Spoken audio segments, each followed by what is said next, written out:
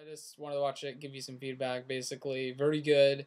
I like it. It's better than the other Portal episodes I've watched. The audio and stuff is better, and that was my major complaint on the previous episodes I've watched because I couldn't make out what they're saying. Because you guys have the accents, and some of your accents are kind of thick. So when you have low audio or dialogue audio, it makes it kind of hard to understand. But you fixed it in this, so that's good. Except for the very beginning of the previously on Portal thing, in the very beginning where they're like, and there's like rock music playing. Could not understand a word. Good job to you. And William Phillips, of course, somehow is involved, so that's cool. But yeah, just watch out for that. Watch out for the minor problems. You cross the line a bit. What's the line? It's another way to say the 180-degree rule. If you don't know what that is, you really need to know. Pretty important stuff in filmmaking. And also there's that and the 30-degree rule, which I don't. That's basically like if you shot. I'm trying to figure out how to describe this. Basically, like if you shot me at this angle, see my arm. Okay, this is really bad. But see at this angle, and then I went to a slightly different angle and shot me like let's say a close up. It looked jumpy, and that's because there isn't much angle change. Same thing, like if you go from a medium shot to a medium close shot, which is like just a tighter medium shot, it'll always will look like a jump cut because there's not a lot of composition change. And it's not technically jump cut, but it looks like it because it's just like different. And that's happened to me sometimes. So watch out for that. I didn't notice any on yours. And don't be afraid of close-ups. Don't be afraid of close-ups. Close-ups are good. I know. I noticed in some young filmmakers and people in indie aspiring filmmakers' films is they are like afraid to do close-ups. And close-ups are better for a couple reasons. One reason is they're easy to edit. Like if I exit the frame, I can be anywhere. You can cut to anything.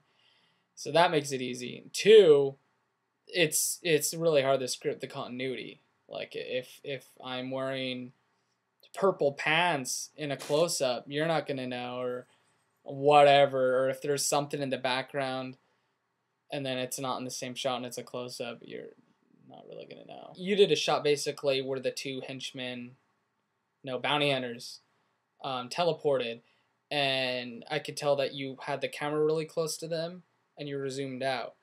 And when you do that, it almost creates like a fisheye kind of effect. Their nose is a little bit bigger. But, and this is if you want it to look more cinematic, even with the digital cameras, you can make it look like film this way, is you basically zoom in, and this changes the focal length so it's tighter. And what it does is it creates shallow depth of field. So if you back up, zoom in on your character, and you have to use a tripod for this. Like no exceptions, there's going to be shaky as heck. So yeah, use a tripod, zoom in on your actor, manually focus it, whatever, and the background will be less in focus.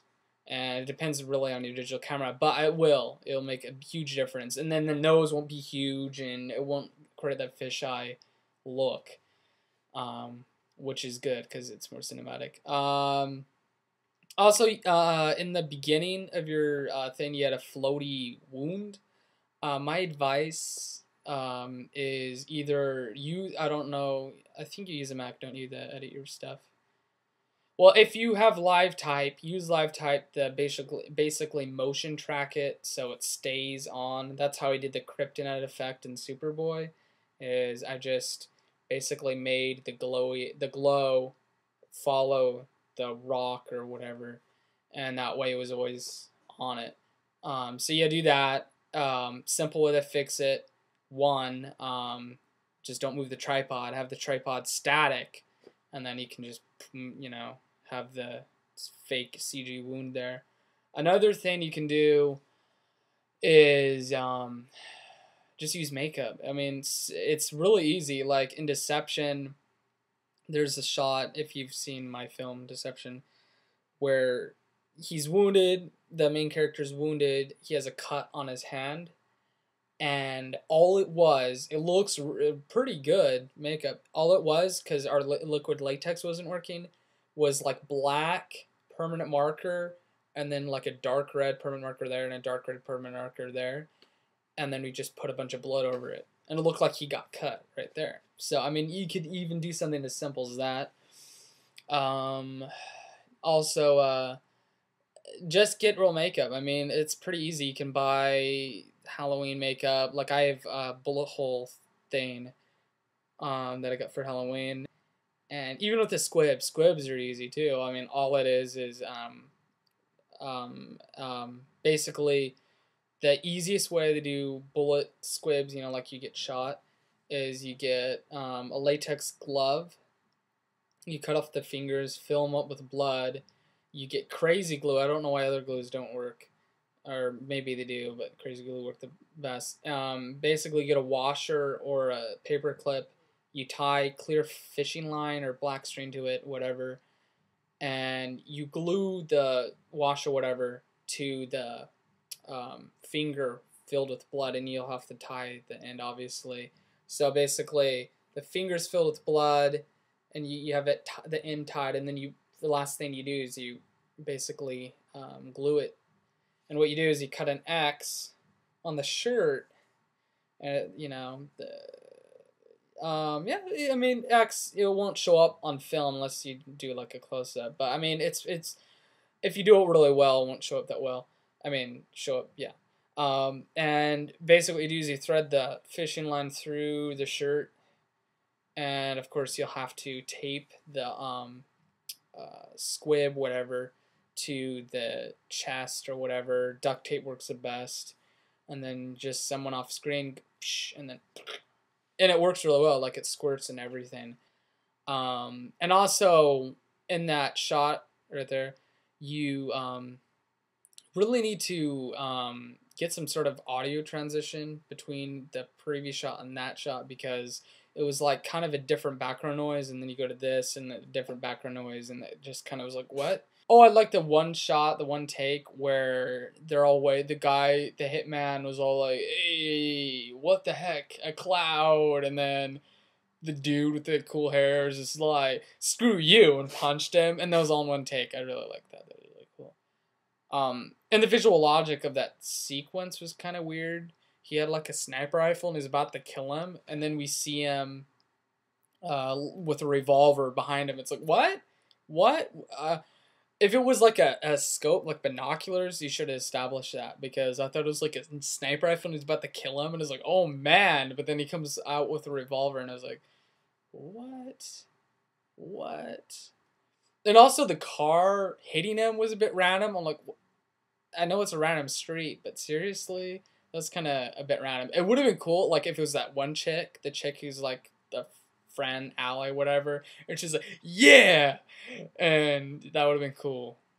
Or something like that. Or some homie of the guy with the cool hair. The guy who's the friend with the guy with the cool hair.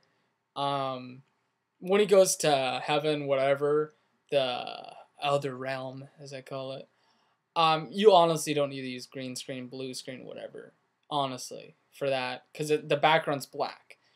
All I need to do, and I know you're gonna be like, Andrew, it sounds tacky, but just get a thick, not even thick, really. Just basically pin a black sheet to a wall, and light it like studio lighting. Like what I mean, studio lighting. What do I mean? Well, you have your key light here. I don't have a key light here, but you'd have your key light right in front of me, right here. And then you have